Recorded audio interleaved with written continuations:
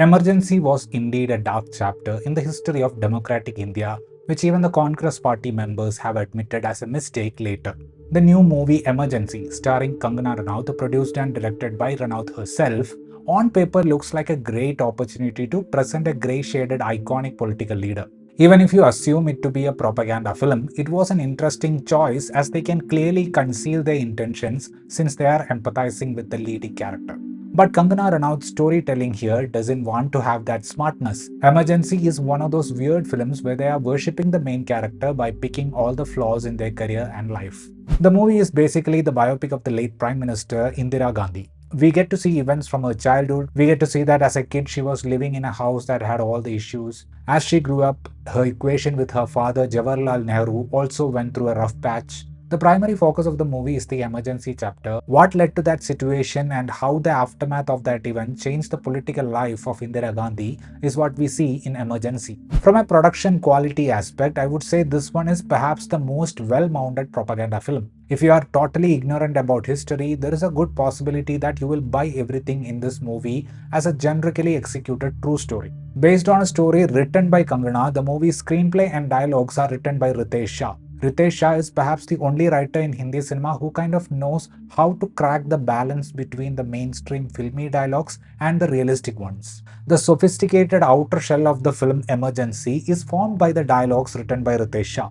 It is actually the selection of events that makes this movie a creation with specific intentions. I have heard about Indira Gandhi and the kind of aura she had from my parents. They have told me about events where people would wait for hours just to see a glimpse of her. But the Indira we see in this Kangana Ranaut movie is a fragile woman who has no clarity. Every decision of hers is shown as the result of someone instigating her. The Iron Lady of India was shown as this extremely weak individual who had this helpless look almost every time on her face. The film has this way of showing the Nehru family as this short-sighted, self-oriented bunch of people.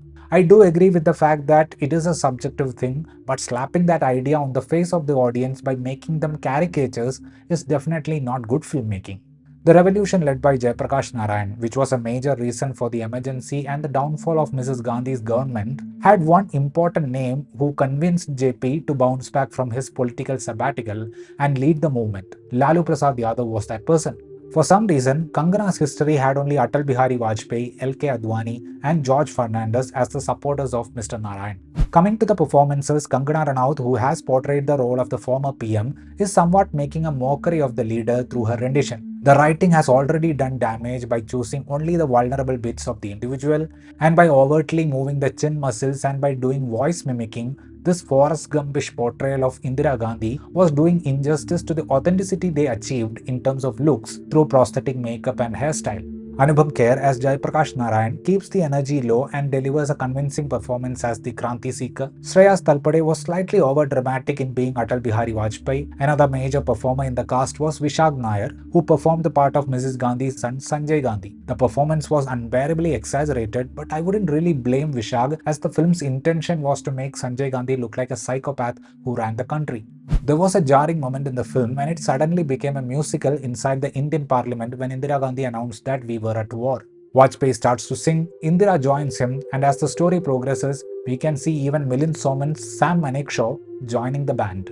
I mean, for a second I was reminded of the portions in the first Captain America movie where Steve Rogers was only roaming around to motivate soldiers.